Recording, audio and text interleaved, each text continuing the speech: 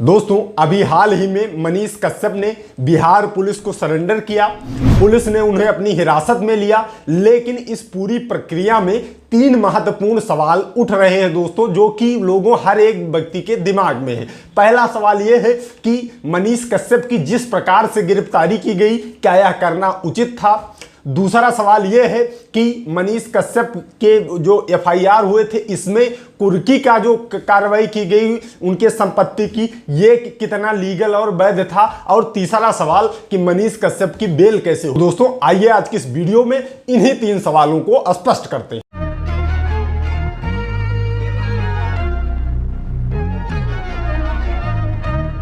दोस्तों आप सब लोग जानते ही हैं कि मनीष कश्यप के खिलाफ तमिलनाडु में जो बिहारी मजदूर पीटे जा रहे हैं, इस प्रकार की वीडियो चलाने के मामले में मनीष कश्यप के खिलाफ एफआईआर हुई थी। तब से पूरा मामला गरमाया हुआ था। इसके बाद में उन्होंने सरेंडर भी किया, उनकी गिरफ्तारी भी की गई।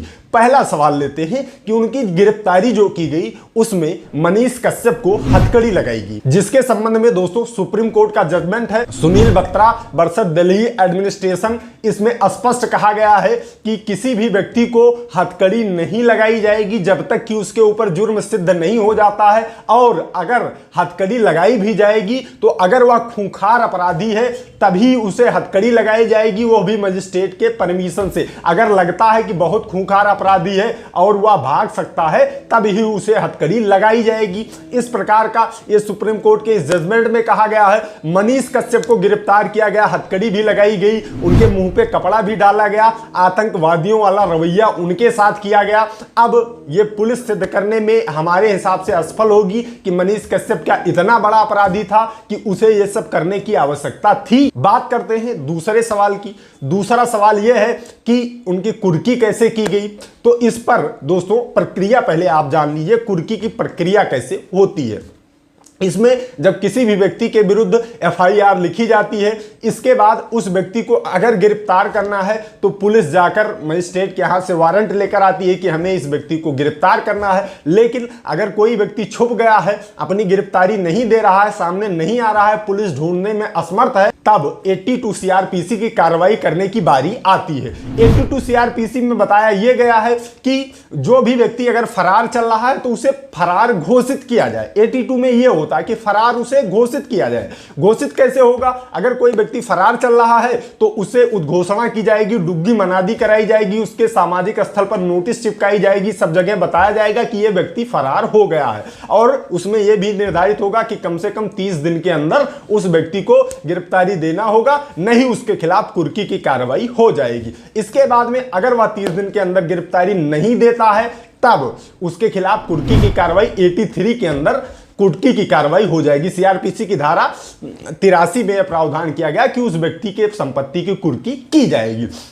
अब इसमें लोग सवाल उठा रहे थे कि कैसे कुर्की हो गई, अभी तो समय ही नहीं मिला, अभी इतने जल्दी कैसे कुर्की का प्रावधान हो गया, अभी एफआईआर तो हाल ही में हुई है। तो इसमें वहां के एसपी साहब ने भी स्पष्ट किया है, उन्होंने स्पष्टता दी है कि जो उनके पुराने लंबित मामले थे उसमें हमने कुर्की का आदेश हम लेकर आए थे, उसके अनुसार कुर्की किए हैं। वो तो पुराना मामला है, उसमें तो कुर्की के आदेश हो ही सकते थे, तो उस अनुसार से हमने किया। उन्होंने सफाई दी। लेकिन लोगों का सवाल ये था कि मनीष कश्यप पहले भी घूम रहे थे, अगर लंबित मामला था तो पहले तो खुले घूम रहे थे, सोनू सूद को लेकर आ रहे थे बिहार में, पूरा बिहार देख रहा था कि वो ला रहे। अगर उनके खिलाफ वारंट वगैरह थे, अगर 82 की कार्रवाई हो गई थी 83 या 82 की, तो उन्हें पहले गिरफ्तार करना चाहिए था, पहले कुर्की करना चाहिए था। अभी हाल ही में कैसे कुर्की हो गई, ये भी लोगों के सवाल हैं। इसको भी स्पष्ट अभी नहीं किया गया है, ना ही स्पष्ट रूप से बताया गया है। यह कह दिया गया कि पुराने मामले में कुर्की की गई थी। हो सकता है पुराने मामले में ही की गई हो, लेकिन तत्परता नए मामले के लिए ही दिखाई गई है।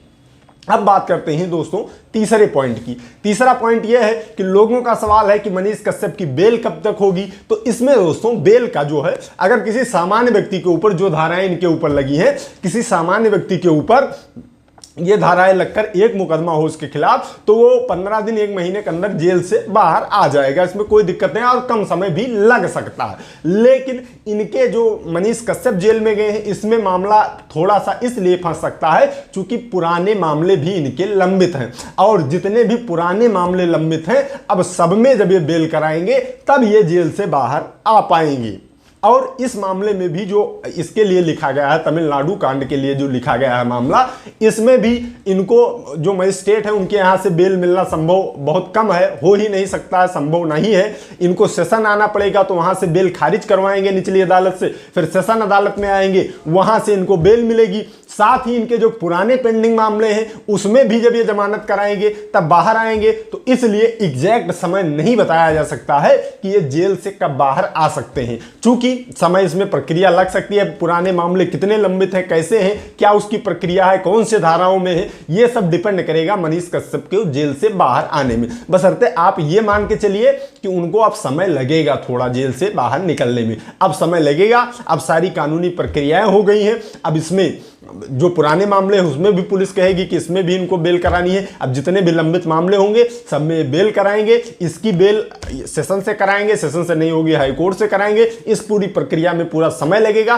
तब मनीष कश्यप बाहर आ सकते हैं। तो दोस्तों, उम्मीद करता हूं कि आप लोगों को इन तीनों सवालों के बारे में स्पष्ट हो गया होगा। तो दोस्तों, आज की इस वीडियो में इतना ही। मिलते हैं अगली प्रॉब्लम सॉल्विंग वीडियो में। तब तक आप सभी लोग अपने स्वास्थ्य का ख्याल रखिए, कानून की जानकारी, अपने अधिकारों की जानकारी इस चैनल के माध्यम से लेते रहिए, मामलों से बच के रहिए। I love you all. जय हिंद, जय भारत।